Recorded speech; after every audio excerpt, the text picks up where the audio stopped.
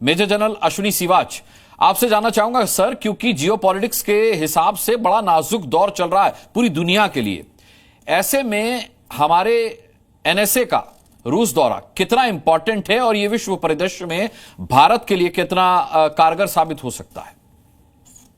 और देखो अनुराग, एक बात तो सच्चाई है कि भारत अभी प्रेशर में नहीं आने वाला अमेरिका के, क्योंकि अमेरिका का प्रेशर इसलिए है क्योंकि भारत और अमेरिका का जो ट्रेड है वो 130 बिलियन डॉलर है। वो सबसे हमारा लार्जेस्ट ट्रेडिंग पार्टनर है और उसमें हमारा जो एक्सपोर्ट है वो 87 बिलियन है और हमारा इंपोर्ट मात्र 41 बिलियन डॉलर। इसका मतलब हमारे पास 46 बिलियन डॉलर ट्रेड सरप्लस है और वो मुझे लगता है कि कहीं ना कहीं डोनाल्ड ट्रंप उसको कम करना चाहते हैं और वो ये प्रेशर डाल रहे हैं भारत पे कि भाई आप हमारे से एनर्जी हमसे लें, ना कि रूस से लें, और हमारे से हथियार खरीदें।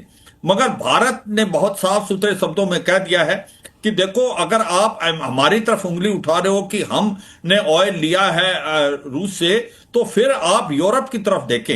यूरोप का 40% ऑयल और 30% गैस भी तो वहीं से आ रही थी अभी तक। और इसके साथ साथ अमेरिका 6 बिलियन डॉलर का ट्रेड अभी तक कर रहा है, जो उनको मालूम भी नहीं था जब उसके साथ उससे पूछा गया किसी एक प्रकार रिपोर्टर ने कि उनके पास जो यूरेनियम है एक्सोफाइड, जो कि एक प्रकार उनके न्यूक्लियर रिएक्टर में यूज होता है, वो लेते हैं, फर्टिलाइजर लेते हैं, केमिकल लेते हैं, पैरानाइड लेते हैं। तो ये सच्चाई है, दो मात्र नहीं कर सकते, डबल चेहरा नहीं दिखा सकते।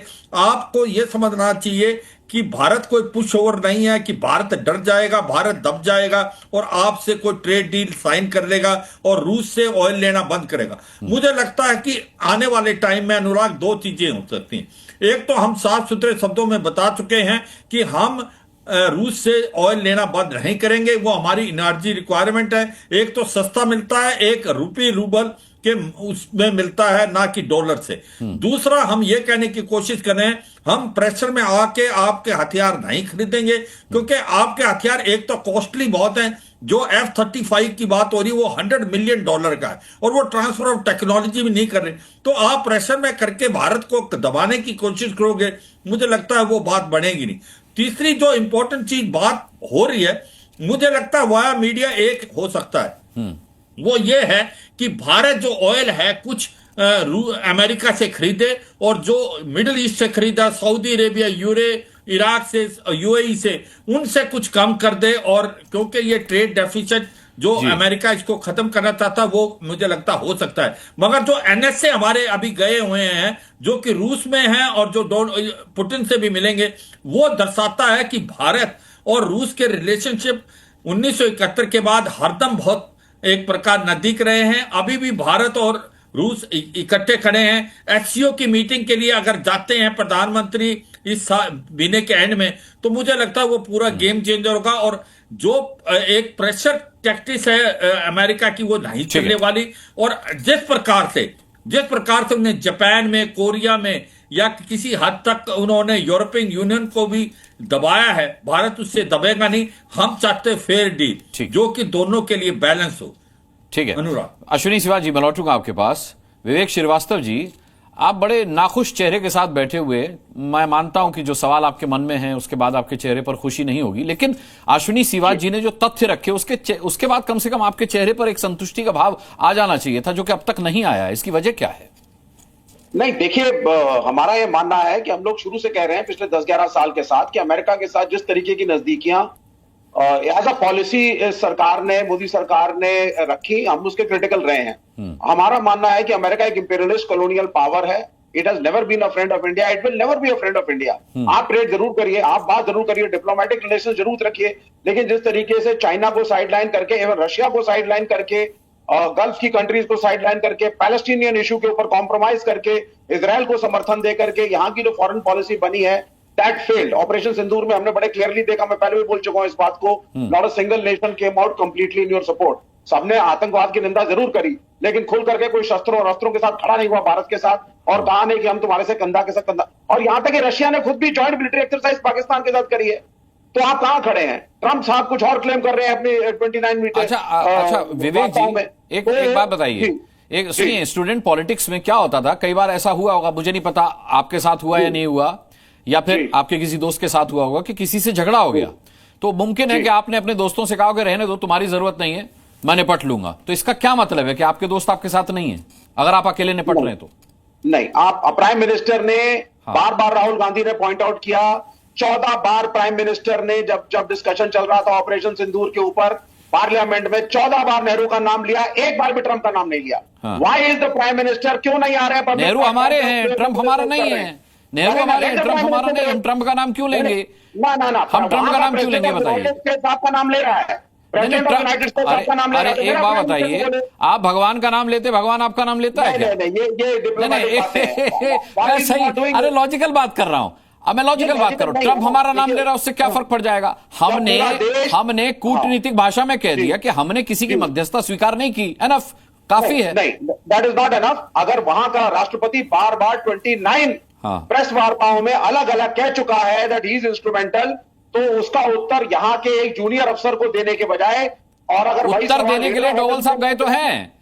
जिस रूस के साथ खड़े होने पर हम पर टैरिफ लगाने की बात है, उस रूस के साथ हम बात करने गए हैं, उस रूस के साथ। ये अमेरिका के लिए कितना बड़ा संदेश है। ये जवाब नहीं है तो और क्या है विवेक जी? ये जवाब नहीं है तो और क्या है? हम अमेरिका के साथ आसिम मुनीर की तरह लंच या डिनर करने नहीं गए। हम अमेरिका के साथ डिनर, हम डोनाल्ड ट्रंप के साथ डिनर लंच करने नहीं गए, हम पुतिन से मिलने गए हैं। आपको नहीं बुलाया सर, पुतिन ने तो जॉइंट मिलिट्री एक्सरसाइज करी ऑपरेशन सिंदूर के बाद पाकिस्तान के साथ, तो आप रूस की बात ना करें। सब तो हर जगह तो आप आइसोलेटेड खड़े हैं। पैलेस्टीन पे आप इसराइल के साथ खड़े हो गए अमेरिका को खुश करने के लिए। अटल बिहारी वाजपेयी की यूट्यूब की स्पीच आप सुनिए जरा जाकर के आज भी। ये तो मोहल्ले वाली गॉसिप हो गई सर। अब विवेक जी की आपके बारे में आपका पड़ोसी कुछ कहे और मैं कहूं कि अरे विवेक श्रीवास्तव जी का पड़ोसी ऐसे कह रहा है, विवेक जी कुछ बोल ही नहीं रहे, ये कोई बात नहीं? नहीं, बिल्कुल नहीं। जब लीडर ऑफ ऑपोजिशन, पूरा पार्लियामेंट, देश की जनता, प्रेस, मीडिया, पत्रकार पूछ रहे हैं कि आप क्यों नहीं बोल रहे हैं, तो प्राइम मिनिस्टर को ऐसी कहा नहीं बोल रहे? आपने नहीं सुना, वो अलग बात है। विवेक जी, जिस अंदाज में आप सुनना चाहते हैं, जिस फिल्मी अंदाज में आप सुनना चाहते हैं, वैसे थोड़े बोलेंगे। उन्होंने 2 बार कह दिया कि हमने किसी की मध्यस्थता स्वीकार नहीं की। अब आप इसके मायने नहीं समझ रहे हैं तो कोई क्या करे बताइए? दीवार स्टाइल में बोले, अमिताभ बच्चन स्टाइल में बोले प्रधानमंत्री, तब समझेंगे। The prime minister is under pressure on the issue of Adani. वहां पे एक्शन हो सकता है, थ्रेट्स दिए गए हैं। मेरा प्राइम मिनिस्टर झुका हुआ है, शर्म की बात है।